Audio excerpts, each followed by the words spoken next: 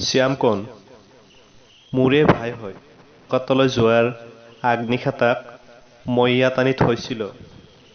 সি ইয়াত নাথাকে, medical representative কৰে। সেই নিশা তাক তাৰ থকা ঘৰটোতে কোনোবা দুৰ্বৃত্তই আক্ৰমণ কৰি বেয়াকৈ আঘাত কৰে। আমাক ফোন কৰি জনোৱাত আমি গৈ তাক লৈ আহোঁ। পুলিচত জনাইছিল? ৰঞ্জিতে পুনৰ সুধিলে। লৰালৰিকৈ কলকাতালৈ যাব লগা হোৱাত কাকোৱে জনাবলৈ নহল। ভাবিছিলোঁ কলকাতাৰ পৰা ঘূৰি আহি কিবা এটা কৰিম। এই দুৰ্বৃত্তবোৰৰ লগত আপোনাৰ ভাইৰ কি সম্পৰ্ক? ৰঞ্জিতে অজ্ঞান হৈ পৰি থকা মানুহজনৰ ওপৰত দৃষ্টি ৰাখি সুধিলে। মই এইবোৰ একো নাজানো। এতিয়া মই কি কৰা উচিত? আপুনিয়ে মোক বুদ্ধি দিয়ক। সিহঁতে মোৰ ভাইক কিয় অপহৰণ কৰিছে?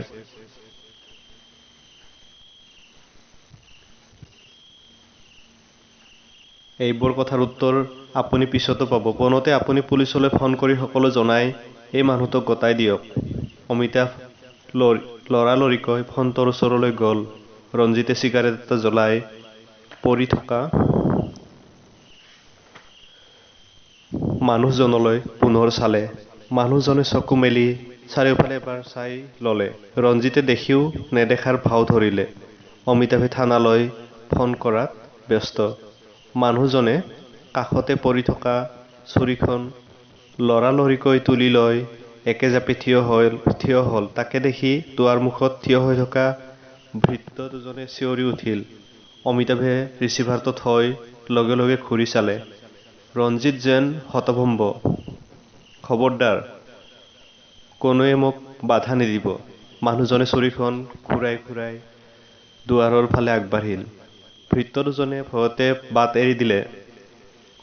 দুৱাৰখন পাৰ হৈয়ে মানুহজন লৰি গ'ল বাহিৰলৈ।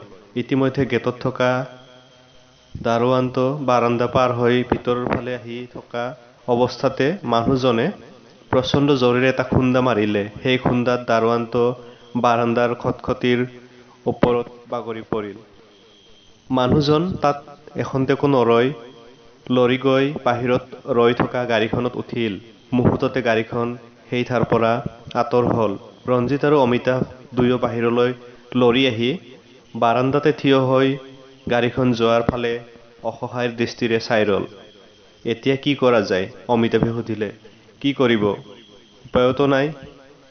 পুলিচ আহিলে যি হৈ গ'ল তাকে ক'ব। কিন্তু শ্যাম নামৰ আপোনাৰ যে এজন ভাই আছিল, আপুনিতো মোক কোনোদিনে কোৱা নাই?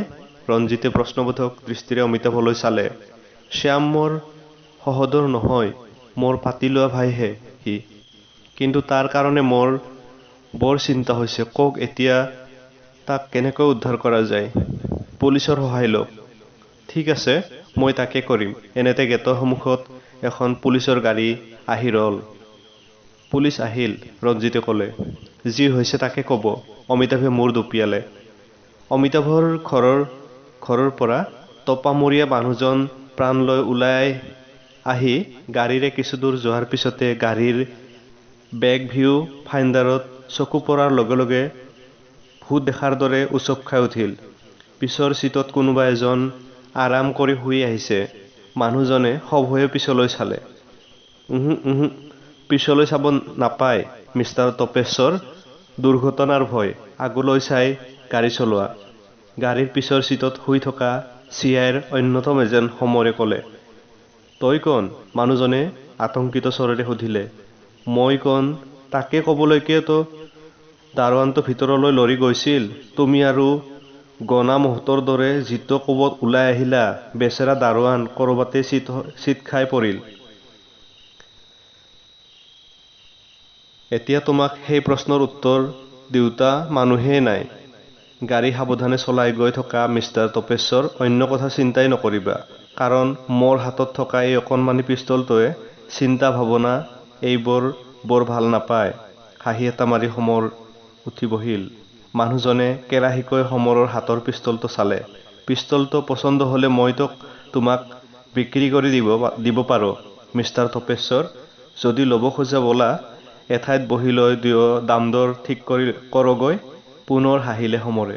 মানুহজনে খঙতে ওঠ কামুৰিলে। বাওঁফালে ঘূৰোৱা। ঘূৰোৱা দেই, নহ'লে পিষ্টলটোৰ প্ৰথম গুলীটো তোমাৰ বুকুৰ সোঁফালে ওলাই যাব। সমৰে পিষ্টলটোৰ নলদৰে মানুহজনৰ পিঠিত এটা মৃদু হেঁচা দিলে। মানুহজনে আদেশ মানি গাড়ী ঘূৰালে। এইবাৰ আকৌ বাওঁফালে।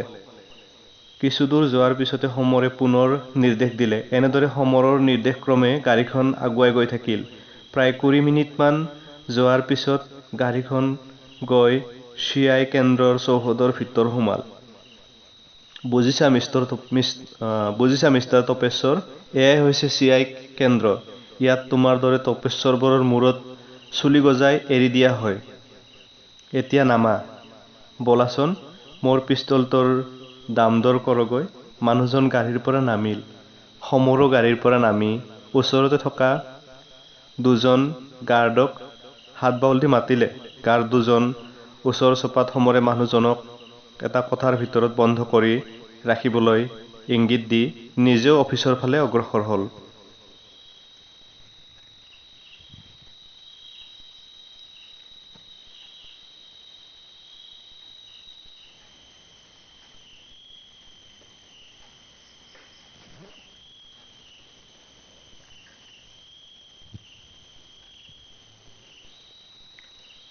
শ্যামক লৈ চুলতান পোনে পোনে চহৰৰ বিখ্যাত পঞ্চতাৰকাযুক্ত হোটেল চিত্ৰলেখাৰ ওচৰত গৈ উপস্থিত হ'ল। হোটেল চিত্ৰলেখাৰ সোঁফালে গাড়ী যাব পৰা এটা দীঘল ঘৰৰ ভিতৰত ৰল। গাড়ীৰ পৰা এজনে নামি ঘৰটোৰ গোপন ছুইচ এটা টিপি দিলে। মুহূৰ্ততে মজিয়াত এটা প্ৰকাণ্ড সুৰুংগৰ সৃষ্টি হ'ল। গাড়ীখন ধীৰে ধীৰে তললৈ নামি গ'ল। হোটেল চিত্ৰলেখা প্ৰকৃততে চহৰখনৰ পৰা ভালেখিনি দূৰত অৱস্থিত। হোটেল চিত্ৰলেখা যেন প্ৰেম ভালপোৱাৰ স্বৰ্গীয় আস্থান। শান্ত মনোৰম পৰিৱেশ। চহৰৰ কোলাহল নাই। পিছফালে মহানদ ব্ৰহ্মপুত্ৰ আৰু বাওঁফালে দুটা সৰু সৰু পাহাৰ। হোটেল চিত্ৰলেখাত লাখপতি কৌটিপতি লোকসকলৰ জুৱাৰ আড্ডা বহে। এই জুৱাৰ বাহিৰেও নিষিদ্ধ সকলো কামেই হোটেলৰ ভিতৰত হয়। হোটেলৰ ভিতৰখন যেন এক বেলেগ পৃথিৱী। বাহিৰৰ পৃথিৱীখনৰ লগত আকাশ পাতাল প্ৰভেদ। ভিতৰৰ পৃথিৱীখনত কি ঘটিছে তাক আইনে দেখা নাপায়। এলিভেটৰৰ জৰিয়তে হোটেলৰ 7ম ফ্ল'ৰত উঠি চুলতানে শ্যামক উদ্দেশ্যি ক'লে, আহি থাকক। শ্যামে চুলতানক অনুসৰণ কৰিলে। এটা এটাকৈ কেইবাটাও কোঠা পাৰ হৈ গ'ল দুয়ো। প্ৰতিটো কোঠাৰ বন্ধ দুৱাৰত উপস্থিত হওঁতে দুৱাৰবোৰ নিজে নিজে মেল খাই গৈছিল। অৱশেষত দুয়ো গৈ এটা কোঠাৰ বৃহদাকাৰৰ এখন বন্ধ দুৱাৰৰ সন্মুখত উপস্থিত হ'ল। মেডাম, চুলতানে দুৱাৰখনৰ ফালে চাই মাত লগালে। চুলতান, ভিতৰৰ পৰা এটা নাৰীকণ্ঠ ভাহি আহিল। হয় মেডাম। শ্যামক আনিছা? হয় মেডাম, এয়া মোৰ লগতে আছে। ধন্যবাদ, এতিয়া তুমি যোৱা। চুলতান লগে লগে আঁতৰি গ'ল। ক্ষন্তেক পিছতে এটা মিহি শব্দ কৰি দুৱাৰখন আংশিক মুকলি হ'ল। আহা শ্যাম, নাৰীকণ্ঠই পুনৰ ক'লে। শ্যাম ভিতৰলৈ সোমাই যোৱাৰ লগে লগে দুৱাৰখন পুনৰ নিজে নিজে বন্ধ হ'ল।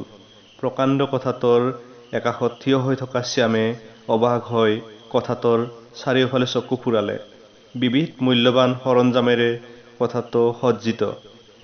যেনিয়ে চকু যায় তেনিয়ে থমকি ৰয়।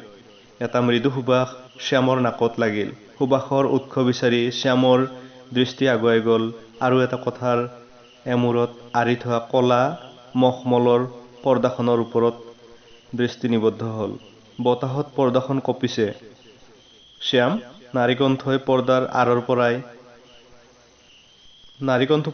পৰাই আহিছে। পৰ্দাখন মঞ্চৰ পৰ্দাৰ দৰে ধীৰে ধীৰে আঁতৰি গ'ল। শ্যামে যেন চকুৰ পলক পেলাবলৈকো পাহৰি গ'ল।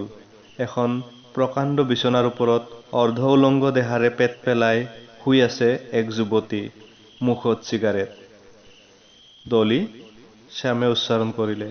আহা শ্যাম, ওচৰলৈ আহা। ডলিয়ে হাত এখন শোৱাৰ পৰা আগবঢ়াই দিলে। শ্যামে হাঁহি এটা মাৰি প্ৰায় লৰি যোৱাৰ দৰে গৈ ডলিৰ হাতখনত ধৰিলে। ডলিয়ে টানি শ্যামক নিজৰ কাষত বহুৱাই ল'লে। এয়া মই কি দেখিছোঁ ডলি? শ্যামে আচৰিত হৈ সুধিলে। 3টা বছৰ কম সময় নহয় শ্যাম।